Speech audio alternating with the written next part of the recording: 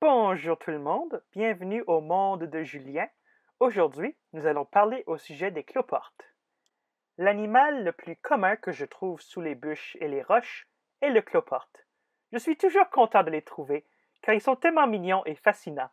J'espère pouvoir partager mon enthousiasme avec vous, alors suivez-moi. Le cloporte est souvent confondu pour un insecte. J'aime beaucoup les insectes, mais il n'en est pas un. D'abord, il a 14 pattes au lieu de 6. Et deuxièmement, c'est un crustacé. Les crustacés sont le groupe qui contient les crabes, les homards et les crevettes. En général, les crustacés vivent sous l'eau et ils respirent avec leurs branchies. Les cloportes ont aussi des branchies, mais ils vivent sur terre.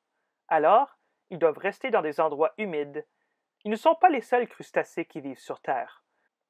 Les crabes des cacaotiers et les crabes des îles Christmas passent leur vie adulte sur la terre ferme, et ils ont besoin de vivre aussi dans un milieu humide.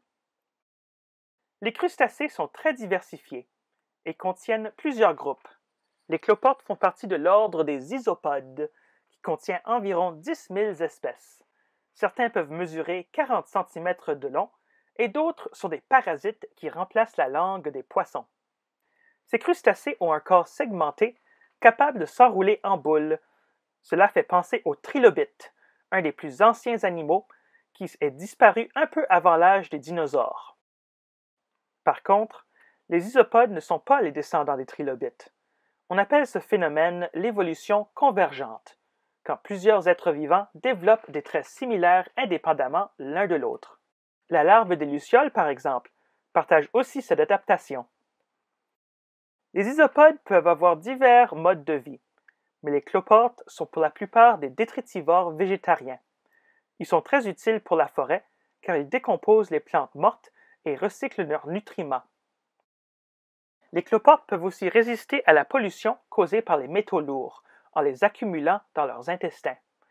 Ils ne peuvent pas neutraliser ces produits chimiques, mais parce que ces produits restent dans leur corps, ils peuvent être utilisés pour déterminer le niveau de pollution dans une région. L'habitude familiale des isopodes est aussi amusante. Les femelles gardent leurs œufs dans une poche sur le ventre, appelée le marsupium, juste comme chez les marsupiaux, comme le koala et le kangourou. Gardez un œil ouvert pour ces petites créatures et dites-les bonjour de ma part. Bonne journée tout le monde!